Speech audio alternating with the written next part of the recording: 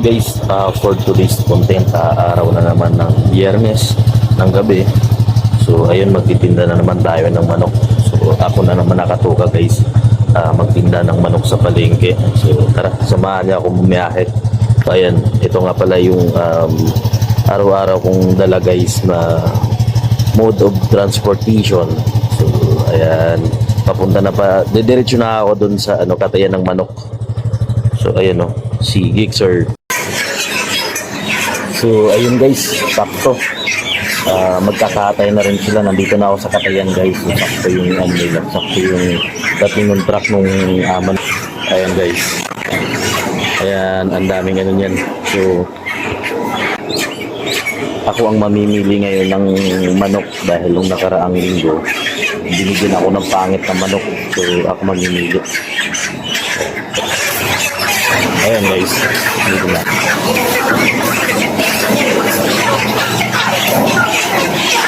Tingnan mo lang. Ay, magkano ngayon ay?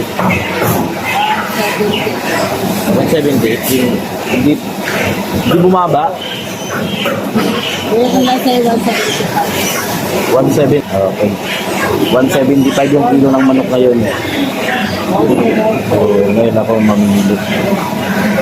Ayan guys. So, magpa-process na sila. So, ayan, namimili natin ng manok.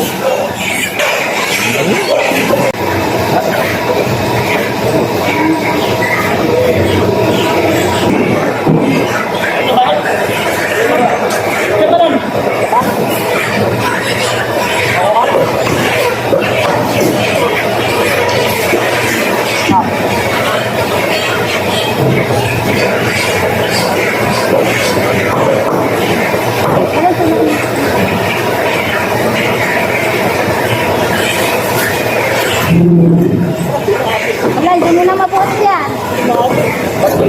Ha? Kami na pa ako.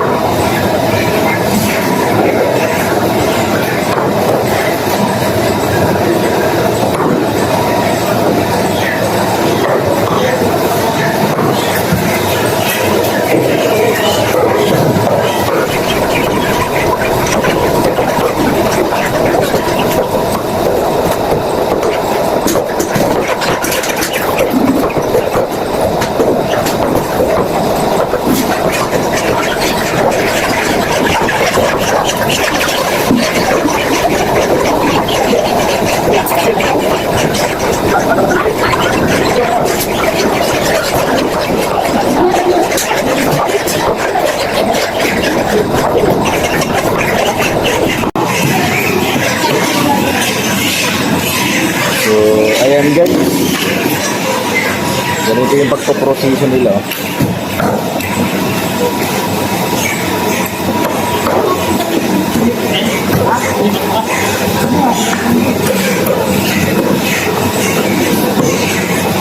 Ayan.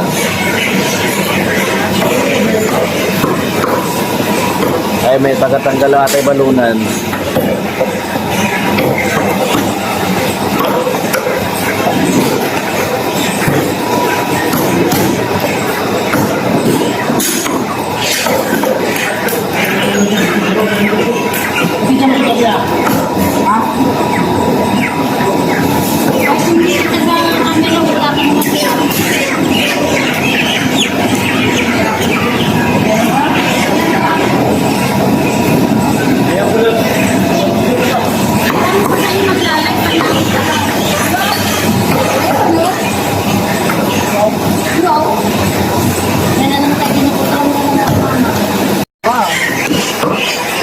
So ayan guys, yung manok ko.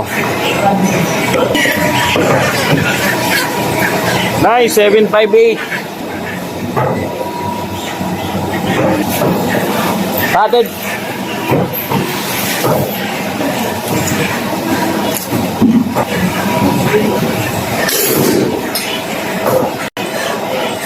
$175 ngayon na no?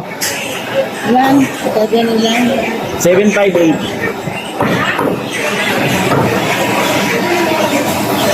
So ayan guys, 758. Unang batch. Si Nanay Perla, napakayamanan niya, no? Ano?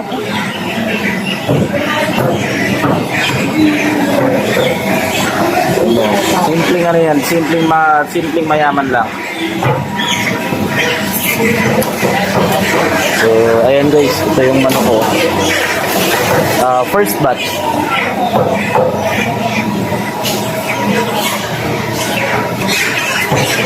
Yan guys.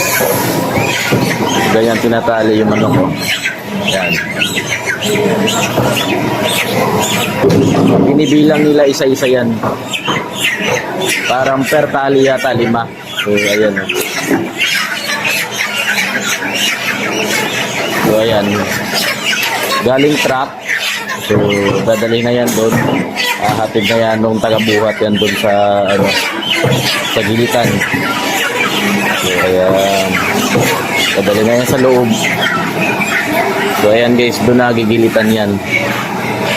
Tapos yung isa naman dito nakatumuka naman. Tapos taga-tali. Yan na yung gagawin niya.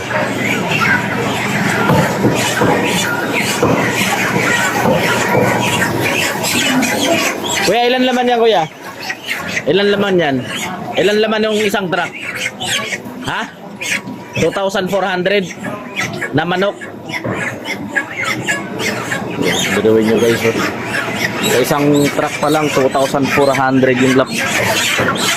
So ayan. Tapos may siguro mga 3 truck yan. Magdi-deliver sa kay Nanay Perla. So ayan guys, papunta na nga pala ako dun sa papunta na ako dun sa pwesto at magtitinda na.